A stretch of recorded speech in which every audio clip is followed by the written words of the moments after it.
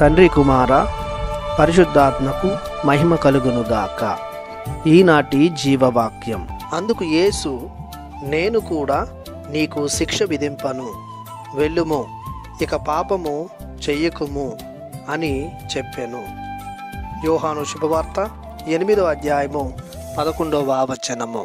పరిశుద్ధులను ప్రియులునైన ప్రభు జనులారా, సహోదరి సహోదరులారా, పరిశుద్ధుడైన దేవుడు మిమ్ము నీతికి నిదర్శనముగా నిలుపునుగాక.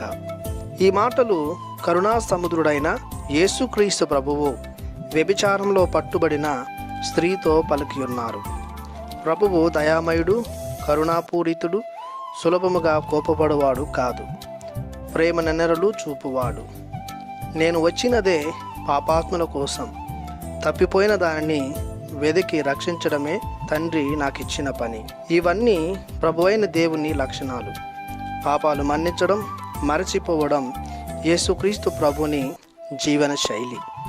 అందుకే సమాజం సహించలేని వ్యభిచార పాపం చేసిన స్త్రీని శిక్షించమని, తీర్పు చెప్పమని పెద్దలు, ధర్మశాస్త్ర బోధకులు అర్థించగా, కపటాన్ని ప్రదర్శించగా, ప్రభువు కరుణగల కంటితోనే, కారుణ్యం గల హృదయంతోనే ఆమె ఎడల ప్రవర్తించాడు. పాపం మనిషిని చిన్నాభిన్నం చేస్తుందని, ప్రాణాన్ని హరిస్తుందన్న సత్యాన్ని బోధించాడు.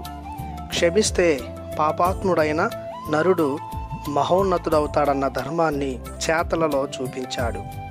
ఇతరుల పాపాలను గూర్చి చింతించక, తీర్పు తీర్చక, తమ సొంత పాపాలను గూర్చి పశ్చాత్తాపపడమని వివరిస్తున్నాడు. ప్రభుని పాదముల చెంత చేరిన వారికి తప్పక ఆశ్రయం దొరుకుతుందని, పాపం మన్నింపు కలుగుతుందని, ప్రాణహాని ఉండదని ప్రభువు తెలియజేస్తున్నాడు. పాపము చెయ్యకము అన్న ప్రభుని మాటను హృదయానికి హత్తుకొని, దుష్టత్వానికి, దురాక్రమణకు దూరంగా ఉంటూ, పాపము నుండి పరిగెత్తుతూ దేవుని దరిన చేరుదాం. ప్రార్థించుదము. పరలోకమందున్న మా ప్రభువా, మీ నామము స్తుతింపబడునుగాక.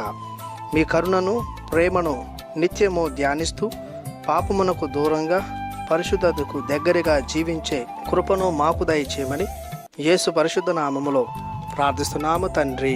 ఆమెన్. దేవుడు మిమ్ము దీవించునుగాక. ఆమెన్.